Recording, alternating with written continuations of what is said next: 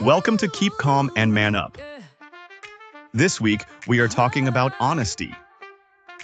To that end, I would have to say that, being honest, we have had a technical glitch, and we don't have the normal introduction.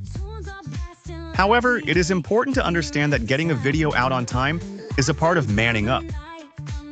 Enjoy this week's topic and enjoy. Make comments and let us know what you feel about honesty over ego. The term honesty derives from the Middle English honestate, which came from the Latin honestus, meaning esteemed, honorable. Over time, the concept has evolved, but its core associations with honor, integrity, and truthfulness have persisted across languages and cultures.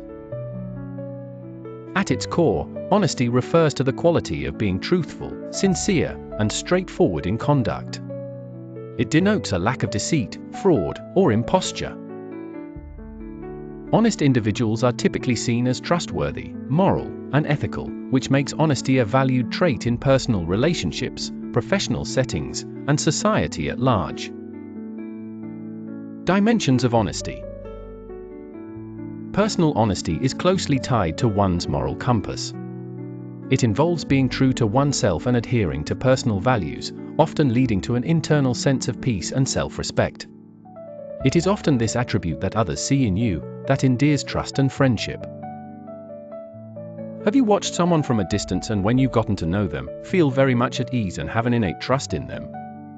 Sometimes they become your spouse, as in my case, but more often they become close confidants and friends.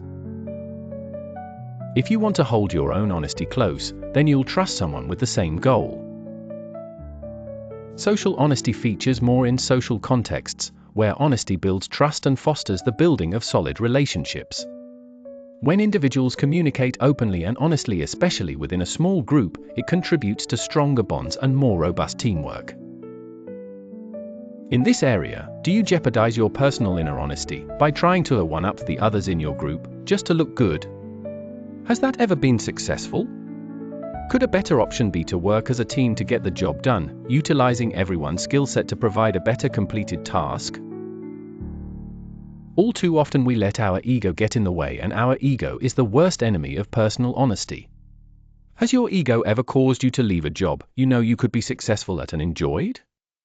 Honesty. Professional ethics in the workplace is another dimension where honesty is a fundamental principle.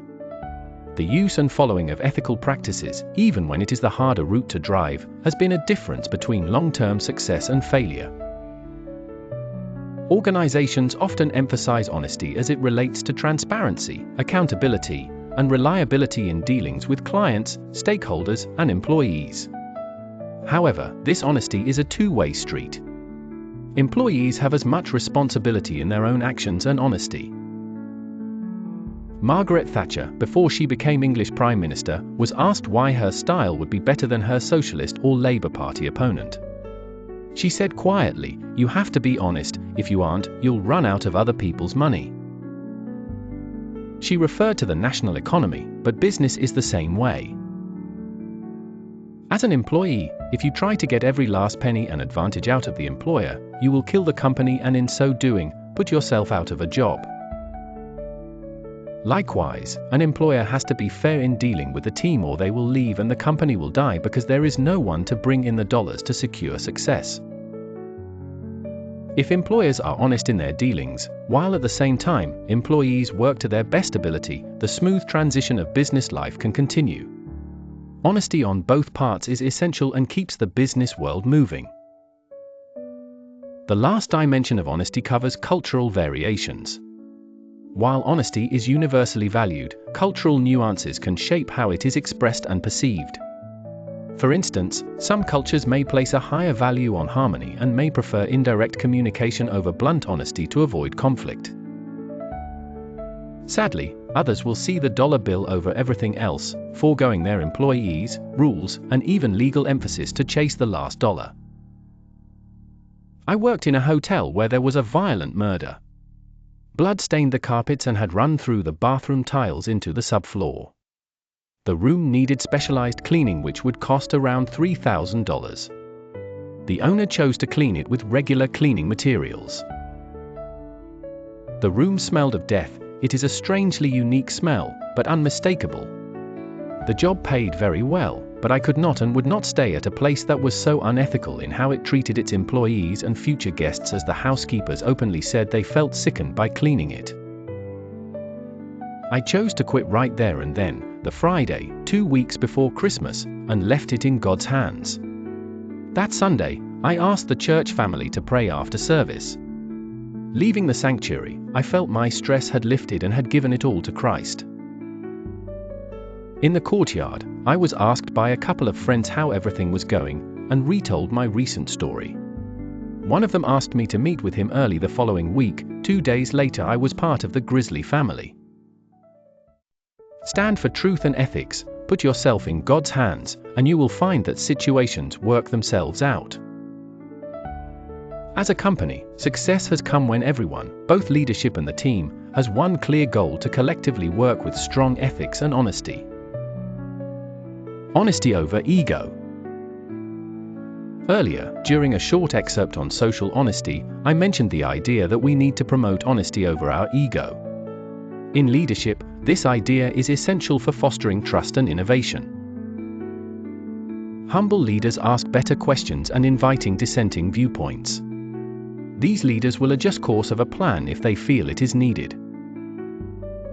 Often, it is the people who are doing the job on a daily basis that know how to proceed when the going gets tough. Listen to alternative views and draw the best conclusion. Doing this doesn't diminish your own skills or authority, it is more likely to both raise the confidence in the team in general, building a group who feel valued, and more likely to follow you. In today's world, people want to be heard and feel they add to the group.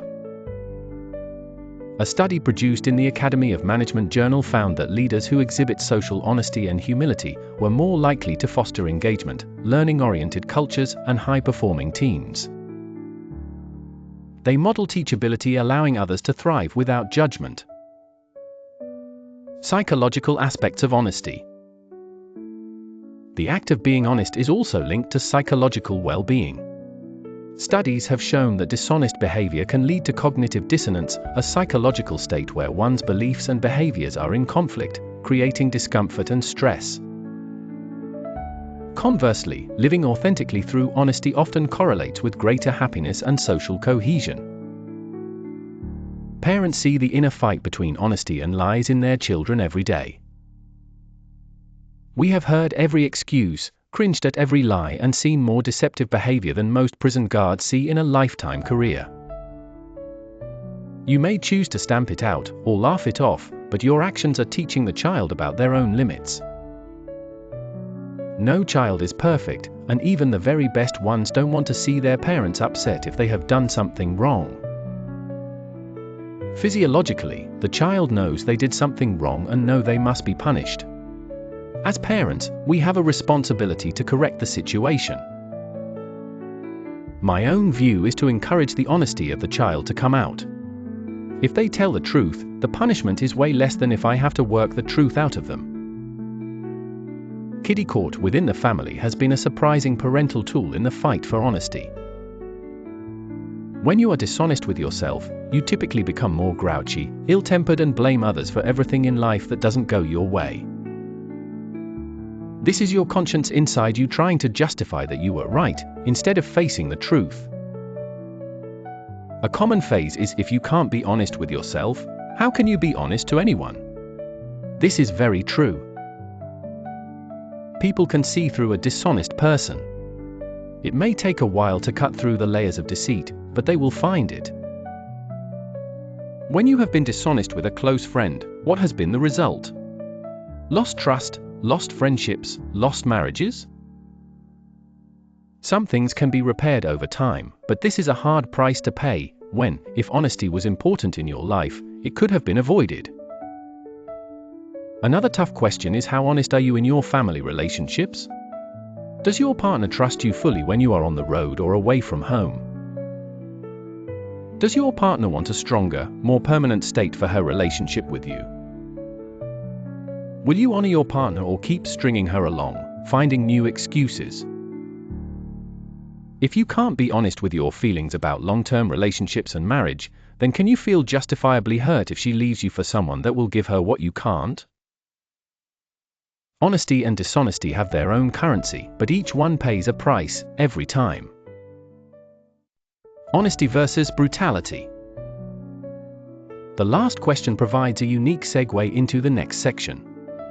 Was it an honest way to speak of honesty in a relationship or a brutal hammer blow to the ego? One of the challenges associated with honesty is the balance between being truthful and being tactful.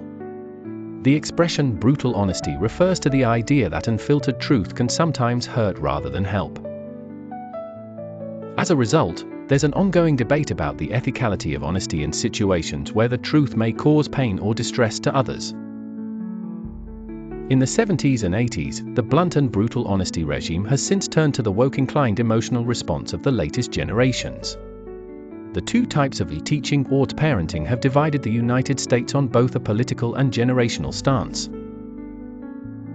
Some argue that brutal honesty is a strong form of communication, allowing individuals to express their thoughts directly, which can be empowering. The negative aspect is that it could lead to emotional harm as it doesn't always consider the feelings of others, resulting in defensiveness and hurt feelings. The balance would be healthy honesty, which involves being truthful while being considerate of the feelings of others. This is recommended as a better approach to communication. Overall, brutal honesty can be very effective, but to be effective, the user must balance it with a degree of empathy to foster meaningful relationships. The Bible emphasizes honesty as a reflection of God's character. It is portrayed as a virtue that pleases God and fosters trust among people. Proverbs 11 verse 3 say the Lord detests lying lips, but he delights in those that are trustworthy, while Proverbs 12 verse 22 says the integrity of the upright guides them, but the crookedness of the treacherous destroys them. The New Testament emphasizes it too, with Ephesians 4 verse 25, put off falsehoods and speak truthfully to your neighbor, for we are all members of one body. Philippians 4 verse 8 says, finally, brothers and sisters, whatever is true, whatever is noble, whatever is right, whatever is pure, whatever is lovely, whatever is admirable. If anything is excellent or praiseworthy, think about such things. Honesty, as a concept, is integral to human interaction and interpersonal relationships. It serves as a pillar for ethical behavior, social trust, and personal integrity, transcending cultural boundaries and resonating deeply in our shared human experience. While challenges, such as the need for tact, exist, the overarching value of honesty remains a guiding principle in moral philosophy and ethical conduct. Overall, fostering honesty can contribute positively to individual lives and society as a whole, underscoring its enduring significance.